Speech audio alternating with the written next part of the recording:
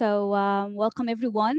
Thank you so much for trying to join us. For some reason, we've not been able to go live because it looks like there was some technical glitches. So we're gonna record this video and then we're gonna upload it to Facebook, LinkedIn, YouTube, and other platforms. So at the very beginning, I want to welcome you, Alvaro. Thank you so much for joining me today. It's a great honor and it's a great pleasure to have you with me. Thank you so much for just accepting to be with me in the first edition of my RSI weekly briefings series. I just do want to take too much of your time because I know your time is so precious. So let's start by introducing yourself to our audience. So if you can, in like a minute or two, introduce Alvaro to the people. Sure. Hello, everyone. I am Alvaro. I'm from Spain, from Barcelona, but I've been living in China for the last 10 years.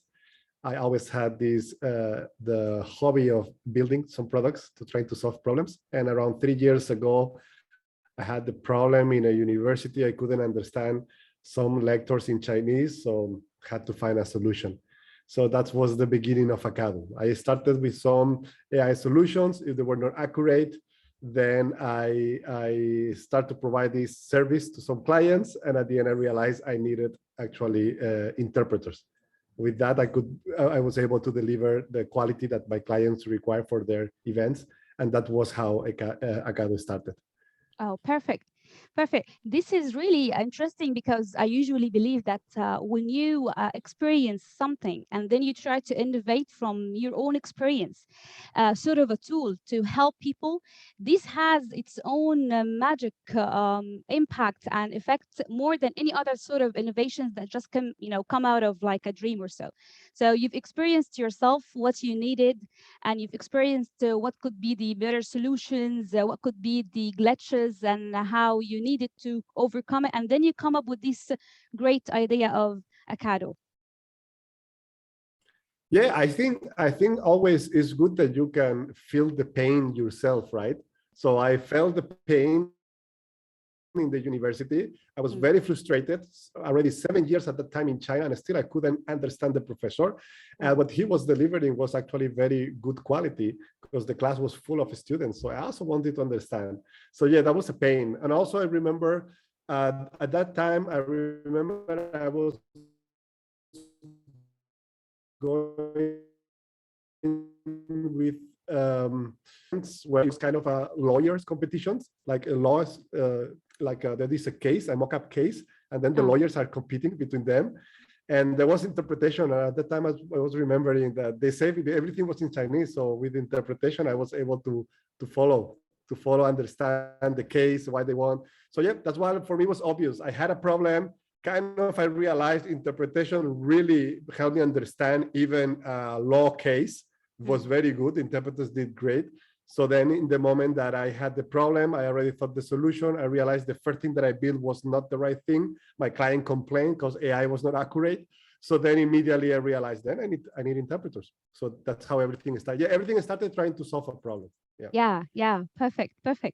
So how did you thought about it? I mean, for having such a name, Akkadu. I've tried to search Akkadu, what does Akkadu mean? But I haven't been able to come to a real answer. So if you could tell us, what does Akkadu mean?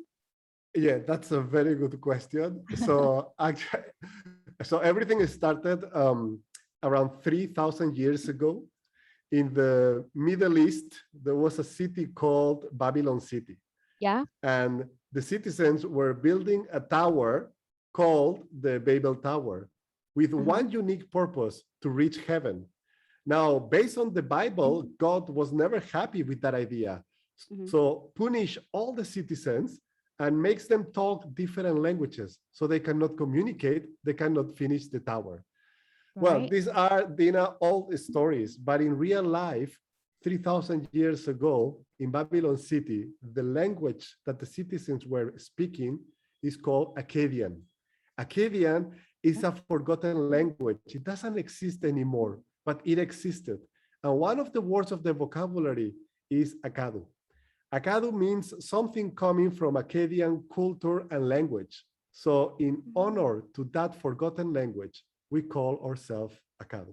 Oh, Thank you that's very much. amazing. Wow. Yeah, yeah, yeah. That's Actually, and the amazing. logo, if you see the logo, Yeah. we took it from the Akkadian alphabet. The Akkadian alphabet also have many characters, A, B, C, D. So from the letter A, then we took it from there. So it's also connected. Right. The logo and the name has a history behind. Oh, wow. Wow, that's amazing. I've never thought about it this way. Ah, this is great, great. So it looks like, you're very selective when it comes to selecting the name, selecting the features even of your service. You're so much selective. This is really amazing. So, Mm. Alvaro, talking about this, what do you think about, as you know, the title of our interview, which is RSI trends? So, from your own point of view, how do you see the trends of RSI industry? Where do you see the future of RSI going to? Do you think that maybe after we vanish with this COVID-19, RSI industry will just drop, or you think it may even get to higher levels? Mm. Well, I think that that's very interesting because from my perspective, I can see different trends. No, as an entrepreneur, not only I see them, I also believe in those trends. Because, for example, the RSI at the beginning, I saw it like a replacement of the traditional simultaneous interpretation. Right when Yeah. I was at the beginning, Akkadu, we were doing events. We were like an agency, right? Yeah. We started Beijing, Shanghai, Singapore, in Asia. We were doing offering remote interpretation to our clients. But then with the COVID, everything went online. Mm-hmm. That is something that impacted the industry. And Mm-hmm. now there are now many platforms that they have interpretation. Yeah. Now, in my case, how I see it, that's I personally how I feel, Sure. what I think.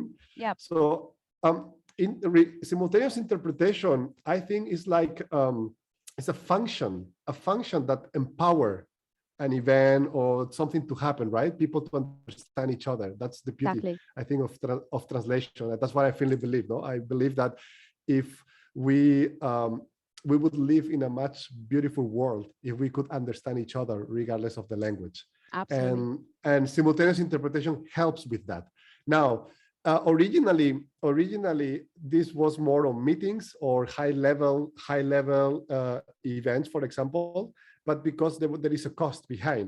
But now that everything goes virtual, now the cost is reduced. Still, we have the interpreters, but now there are not the booth and these manual things or physical things that we had before. So now it becomes a bit more affordable. So now there are new markets that can also receive this interpretation. And one trend that I see is where we are pushing, because if you know, Akkadu, we are not agency anymore. We don't provide the service of interpretation anymore. We are now mainly focused on the technology. Now we call Yeah. ourselves a remote interpreting technology company.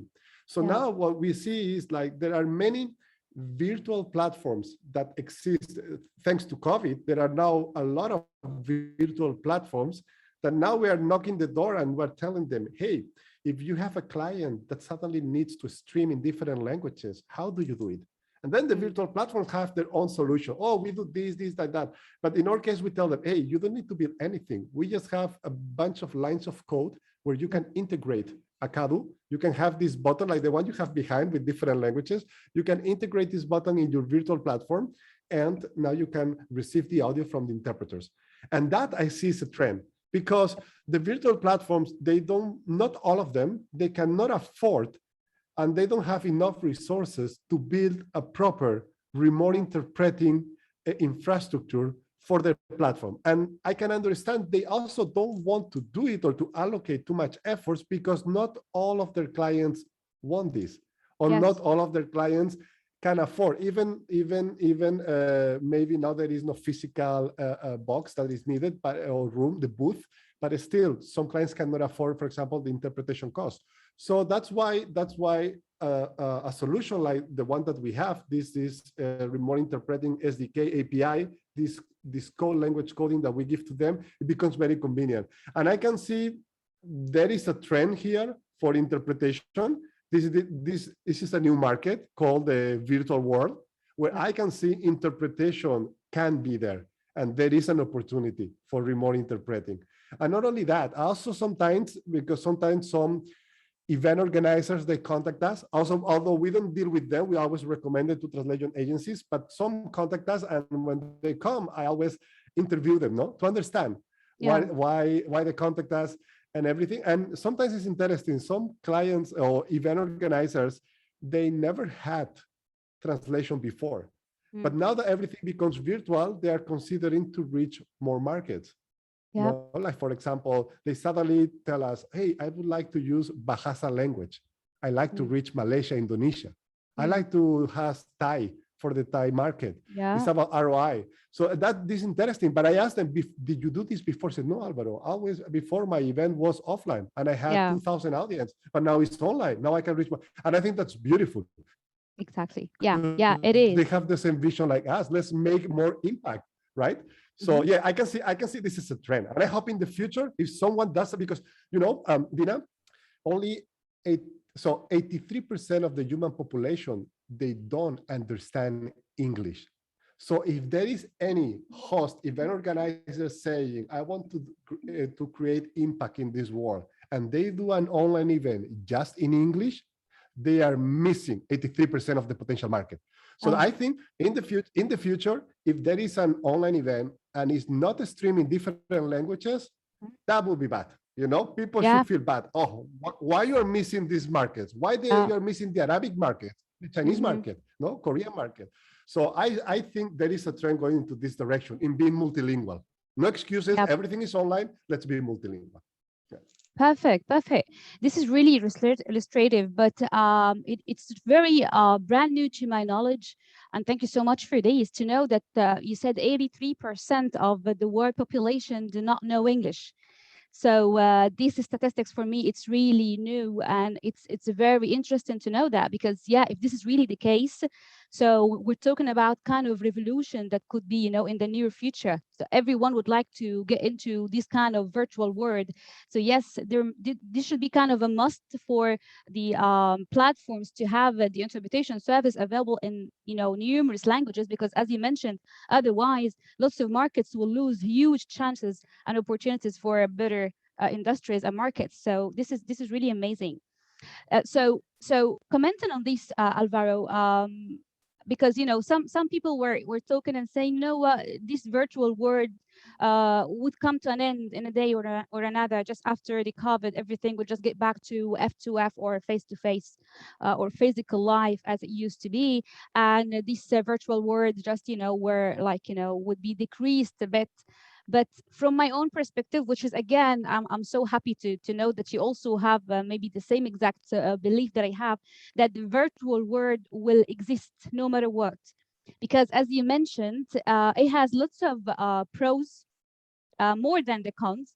So it would last, I believe, and it will be in parallel with the physical world, or even competing the physical world, because it's now like it's like a shortcut for connecting the whole world together, a shortcut for having conduction for huge and vast conferences and events in a less amount of money and less time, less arrangements than what we used to have in the previous, before the COVID era. So yeah, this would mean that for interpreters, because as you know, I'm an interpreter. So for interpreters, those who are still waiting for COVID to come to an end so they can resume back their normal life that they used to have, these kind of physical conferences that they used to have, and they're just waiting and they're doing nothing, I would say that they are really wasting their time, because they have to educate themselves. So the time has come now for all interpreters all over the world to get themselves educated very well with technology and with the RSI industry and market, and to get themselves involved in that market, because it's very promising and it will be there. And maybe this is one of the things that made me thinking about this kind of initiative, to start to spread the word about the RSI industry and market, so people can understand more what exactly they are missing and what they have to work on. So talking about this, I was very interested to ask you about, what if a client gonna ask you, Alvaro, you know what? I just want to join your technology and conduct a certain conference, but I do not have my own interpreters. So do you have this kind of like capacity to provide interpreters from your own end, like a database for interpreters that you also can provide to your clients, or you just provide the technology, the service? So, so yeah, of course, there are many virtual platforms that they are not familiar with interpretation, so they Yep. don't have any interpreter. So yes, they expect interpreter from us. So what we Perfect. have is actually, like, we call it Akkadu network. We have a list of translation agencies Mm-hmm. from different countries, from US, Korea, Japan. If we realize time zone is very important because sometimes the client is in Vietnam, so they want to quickly contact to a translation agency. So then we recommend some agency from Singapore, for example. And so basically what we provide are not interpreters, but we provide a list of agencies that are partnered with us. So translation agencies that we already trained them. They know how to use Akkadu. They have used Akkadu before. And sometimes they are even still every week using Akkadu for the RSI platform that we have. They use it. And then these agencies can already give the quotation, because sometimes we realize some clients, they want three quotations. No, the event organizer, he wants to get 3 different quotations, and then they decide. So at the end, we realize having a Akkadu network, a list of agencies, is working pretty good. We're getting good feedback from the virtual platform or broadcasting platform, but also from the client itself. Right. Okay. So if I am now an interpreter and I want to experience Akkadu, so I can join your platform through one of my translation agencies, for instance. So my translation agency that I work with, for instance, they contact you, and then through this translation agency, I can experience the interpretation tasks or assignments on your platform. Am I right? Yeah, but notice we also have some, or for clients, are interpreters. We have some interpreters, but usually they are senior interpreters because they have their own clients. Yeah. So then so as you know, in our business, we have like the API SDK, the code that we integrate with virtual platforms to provide remote interpreting, but we also have like the platform itself that we've built, and then agencies just outsource it and they use it.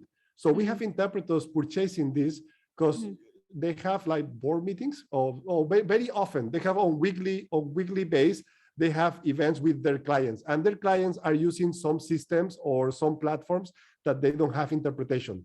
So that's why we have interpreters as a client. They purchase our platform and then they use it as they want. Because as you know, in Akkadu, we don't require any information from the client side.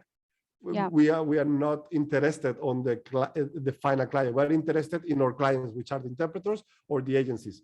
So then the interpreter, I can see sometimes through the data analytics, like twice per week they are using. And sometimes I can see there are only 5 listeners, so it's in a small meeting. So, but it works out. So there are 2 ways actually to use Akkadu. One is through the agencies. The other way is yourself. You are the client of Akkadu, and then you use with your own clients. But we also have some video tutorial explaining how Akkadu interface works, if they want. But of course, also interpreters can contact me. I'm always excited to talk about Akkadu. Perfect. Absolutely. So in that regards, let me ask you about your relationship with interpreters, because when we say Akkadu or Alvaro, we're not just talking about Akkadu, which is this technology of RSI, but we also talk about the CEO of this platform or this technology. And for interpreters, I think that this is a very new chance and opportunity to have this kind of interview directly with the CEO. And particularly speaking, that you are one of the very prominent tech players in the world market. So let me ask you, how about your relationship with interpreters in general? Well, usually at the beginning of Akkadu, we had a very strong relationship because when we built it, the interpreting interface actually was interpreters telling us what it was better for them. Yeah. I'm not an interpreter, but I had to listen to the user, what they were going to use. That's why from the beginning in Akkadu, you can listen to your partner, you can Yeah. have the private chat with your partner. That was, but from the beginning, 3 years ago. Mhm.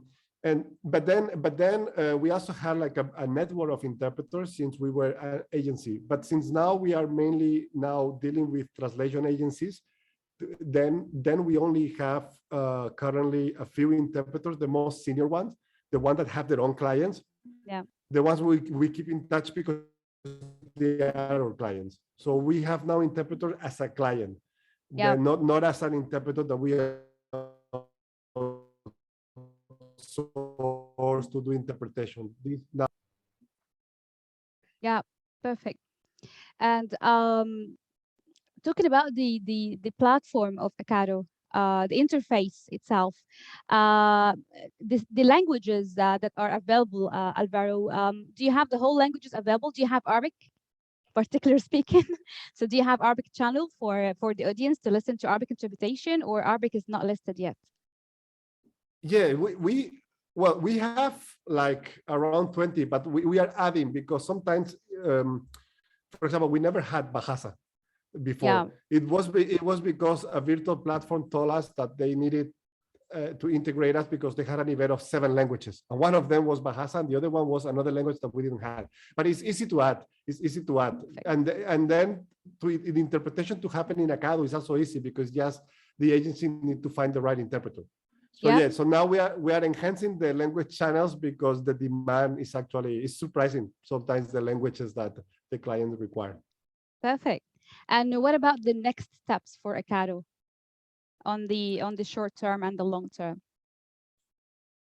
Oh, well, what are the next steps now for us? For example, one thing that we realize is about the captioning. Seems is very important for our clients. Yeah. It's not only about having the audio. Many they also want the audio, but also the captioning. So now we are adding captioning for all the languages. If there are 7 languages, then there will be captioning. So I think this can help. This is for the audience, of course, but I think this also can help to the interpreter, maybe as a reference. It does. This yeah.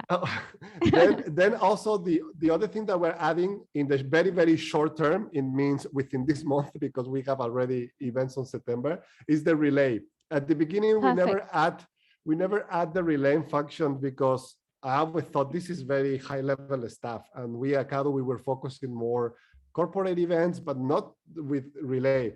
But now the virtual platforms, since they really have this need, so they are pushing us like, hey, Alvaro, I have this 6 languages event and everything in English, but there is one speaker that is going to speak in Japanese. So now I need interpreters to listen to the interpreter that interprets Japanese to English. So so this is what we are as we speak. Actually, I think next week we're already testing. So then in 2 weeks we can launch it. And then now, finally, I can tell these big virtual platforms that yes, they can do the relay. It's also good for them because they also want to have everything smooth happening in their events. So yeah, in the very short term is the relay finally. And then in the middle term is already adding the captioning, although we already have an event in 3 weeks with captioning because the client was pushing a lot. Yeah, this is a little bit more in the direction that we're going. Seems there's text and audio, both things what the client at the end needs. Perfect. This is really amazing. I believe that maybe the only platform that has started to provide this service so far is just Zoom. So the other competitors, I believe that none of them has tried to have the captions feature available. So yeah, this is a great milestone. So congratulations up front. And actually tonight 11:30 p.m. we have a meeting with one of the big virtual platforms that requires the captioning. So tonight we're testing already with them. I think it's Spanish, English, and another language. Yeah, could be Arabic. Yeah. Could be Arabic. Could be. I wish.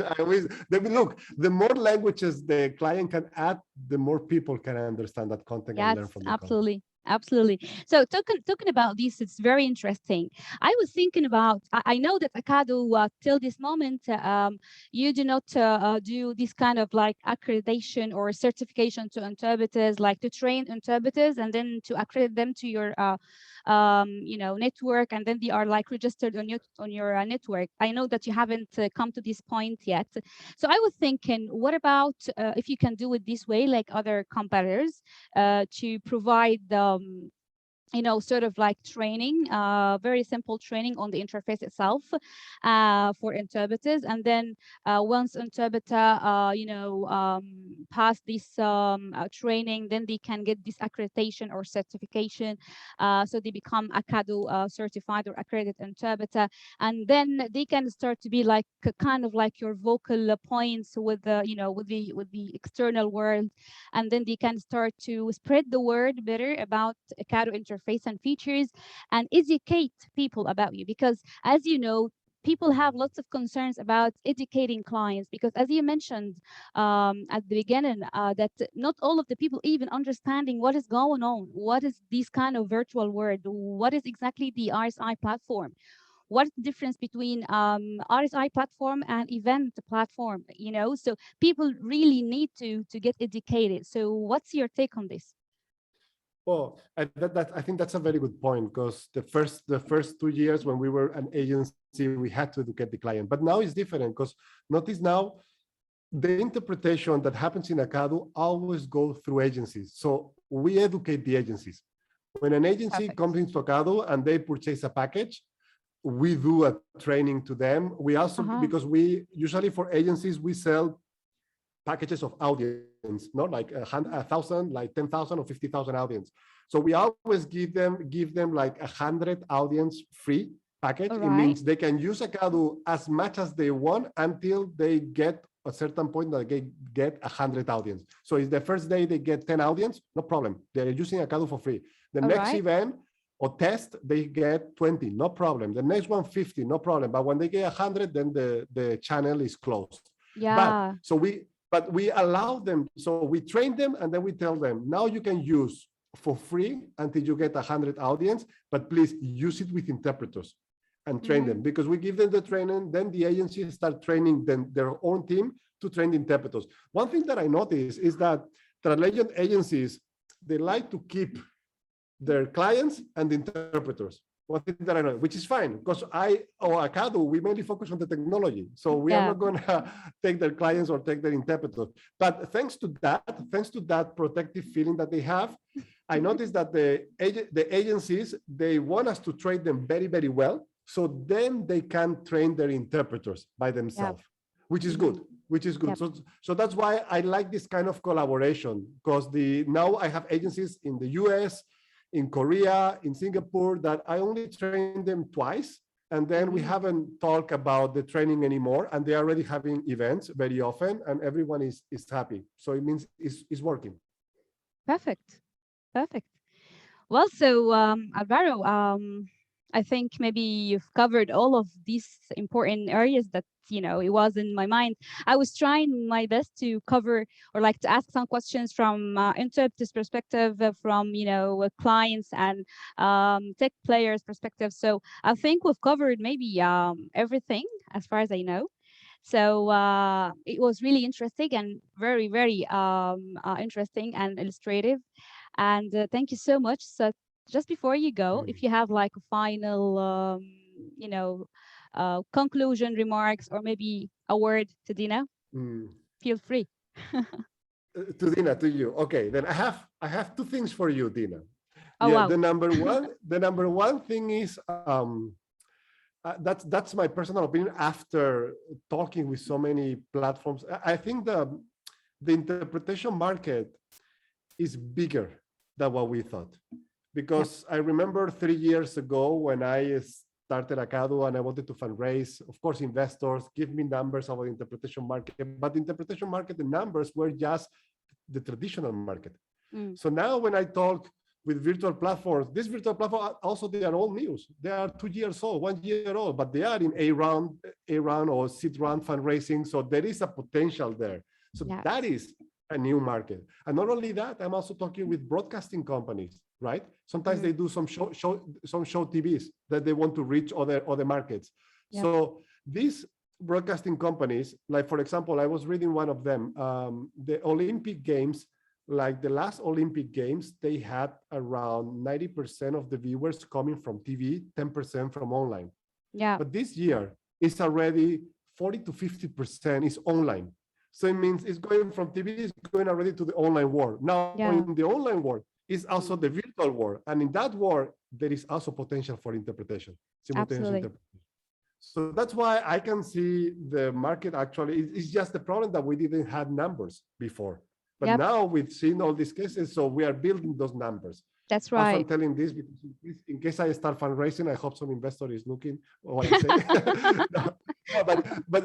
But that's true. And the other thing that I wanted to say, Dina, is I see Akkadu like regarding towards interpreters.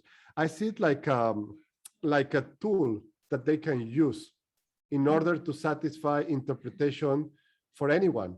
If an interpreter have a client that has an offline event, hybrid event, or just a virtual event, they all can use Akkadu.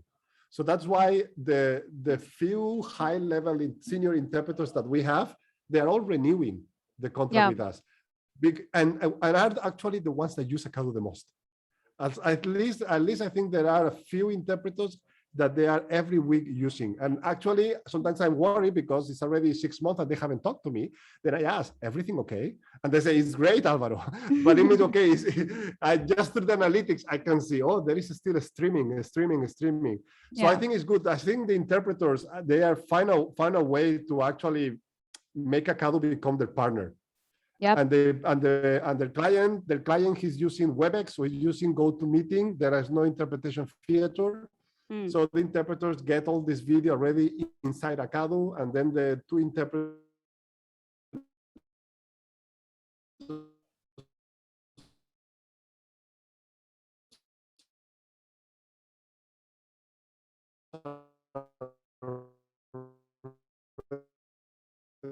interpreting. And in China, we also have not only a link, we have also this WeChat mini program.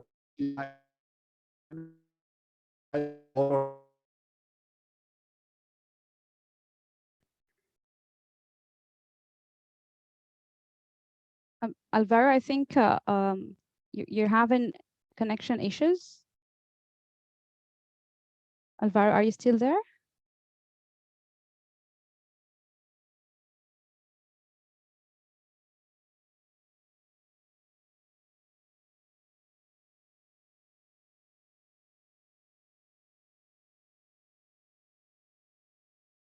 About this and that. Yes, no worries. Yes. So I'm sorry if you could just maybe repeat maybe the last minute because we just lost the last minute. If I can remind you, I was asking you about if you have like a conclusion remarks and a special word to Dina. Oh yeah, so I think the last thing that I was saying was regarding the interpreters. How I noticed that the interpreters that are the senior interpreters using Akkadu very often and always renewing the contract. Yeah. Actually, I when I interview them, I notice it's because they see Akkadu like a tool, like a weapon that they can use in any kind of situation. Perfect. Sometimes I realize it's for the virtual world, but sometimes I realize they are using for the offline world. For the offline. Yeah, sometimes it's offline, and then they tell me, Alvaro, can I contact one of the agencies on your list? So it's the interpreter who contacts the agency, so the agency can actually arrange for the hybrid event, the people, the equipment, and everything. So, but at the end, it's everything happening in Akkadu because the interpreter already got used to using Akkadu, very smooth with their clients. So yeah, I think I didn't expect that. So because I always was thinking my clients are the translation agencies and the virtual platforms or broadcasting media. This is the main market that we are targeting. Also, we get good feedback. But actually, the ones that use it the more often actually are the senior interpreters. They like the product, which I think is good. Perfect. Yeah. That's amazing. So Alvaro, thank you so much indeed for all of your insights and these great inputs. I feel that now lots of people from different experiences, they now will have a good understanding for what exactly Akkadu and the great explanation for the connotation of Akkadu. What does the word Akkadu mean, which was really interesting. Now people will start to have more understanding for these RSI word and how interpreters can get to Acado, and how we can create a network together to be sort of like partners between the platform, the translation agency, the interpreters, and so on and so forth. And also the very good point that you mentioned for using Acado not just for the virtual world, but also for offline events. So that was amazing. So thank you so much for your time. Thank you so much for everything that you've mentioned on this session. It was really, really interesting. And I have also gained quite a lot of information from yourself. So thank you so much for this. And for everyone that was supposed to be watching us live, we're going to post this video on LinkedIn, YouTube, Facebook. And Alvaro, one more time, thank you so much. I wish you and I wish whole of Icaro team the great success in the world. And see you later. Okay, thank you for also spending time with us asking this question. It was very good. Thank you Bye so much. bye. Thank you. Bye. Bye, Bye bye, everyone. Dina.